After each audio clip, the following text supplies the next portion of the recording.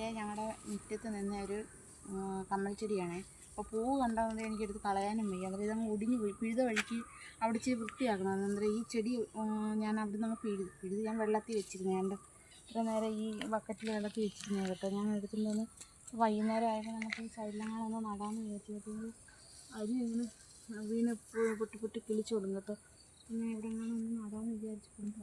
കേട്ടോ ഇവിടെ എവിടെയെങ്കിലും ഒന്ന് നട്ടുമ്പോൾ കൂടെയൊക്കെ വെച്ചിട്ടുണ്ട്. ഈ ഭാഗത്തോട്ടൊക്കെ ഒന്ന് കുറിച്ചിങ്ങനെ വെക്കാമെങ്കിൽ നല്ല ഭംഗിക്കുള്ളൂ. ഈ ഒരു തൂമ്പ നമ്മൾ മേടിച്ചതുകൊണ്ട് നമുക്കിങ്ങനെ ഈ ഒരു കൈ കൊണ്ട് തന്നെ കൊച്ചു നടാൻ പറ്റും.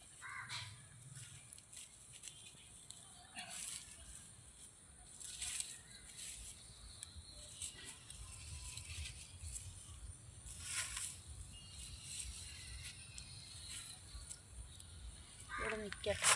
വെള്ളമൊക്കെ ഒഴിച്ചെടുക്കുമ്പോഴത്തേനും നിന്നത് കളയണ്ടെന്ന് വിചാരിച്ചാൽ കേട്ടോ.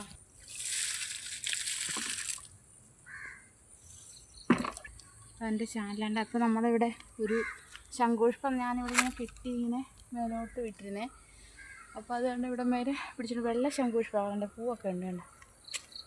വെള്ള ശംഖുപുഷ്പം കേട്ടോ. മേളിലോട്ട് പടന്ന് പോയിട്ടുണ്ട്.